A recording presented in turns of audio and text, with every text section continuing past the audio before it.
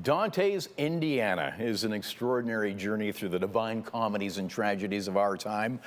Acclaimed Canadian author and scholar Randy Boyagoda joins us to talk about his clever satire that explores faith, family, religious extremism, global capitalism, politics, and corruption in all its forms, and so much more. Thanks for joining us on Morning Live.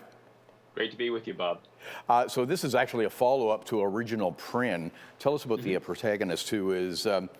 Now, he's a Canadian of Sri Lankan descent and also a professor, so there's some similarities to the author. Is that where the similarities end, and how the heck does he wind up in a Dante theme park in Terre Haute, Indiana? You know, the way I would explain it, Bob, is that Prin is a character who is not me, but I could certainly imagine, you know, inhabiting Prin's life to some degree as a bike-riding Sri Lankan Catholic English professor living in Toronto with a wife and 4 daughters.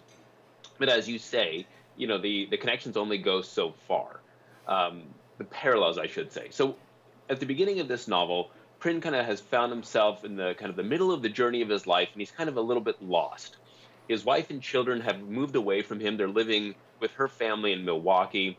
He's living in a condo building with his retired parents, and he's at loose ends. He's lost his job at the university. He needs to make some money, and then somewhat out of the blue, he gets a call from an evangelical millionaire living in Terre Haute, Indiana, whose lifelong project is now finally coming to fruition. He's decided he wants to build a Dante theme park in the middle of America, and he's having some problems because he has these professors on one side and he has construction guys on the other, and they're not getting along with each other. And he thinks of Prin as somebody who can be a kind of go-between for him. Not too much of a professor, someone who can kind of understand both sides and help bring this theme park into reality.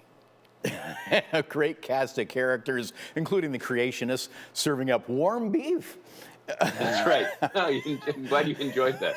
Well, the imagery is almost kind of David Lynch. It's kind of a Twin Peaks vibe to it. But Terre Haute, is this a microcosm of America? How did it become? In a lot of ways it is. I mean, I picked Terre Haute partly because, as you said earlier, this is the second in a kind of trilogy of novels. You can read this one on its own for sure, but you could also read original Prin, the earlier one. And so in Dante's Divine Comedy, Purgatory, the middle part of it, Bob, is set on a mountain, okay? And as we all know, Terre Haute in English means high ground. So I chose it for that reason in Dante terms. But also, yes, it is representative in a lot of ways of an America that is kind of struggling, a Rust Belt town that is beset by opioid addiction. All kind of industry has left the town. It's kind of stuck in a lot of ways. And so the main idea is that this new theme park is going to rejuvenate the town. But here's the problem, Bob. Either the theme park is a success, or the one remaining factory in town begins packaging opioids for local distribution, because it's the only viable business in this town otherwise.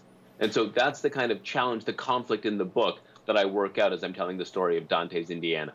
Okay, and you bring in Dante's concept of contrapasso and the punishment fitting the crime. How does this manifest in the theme park?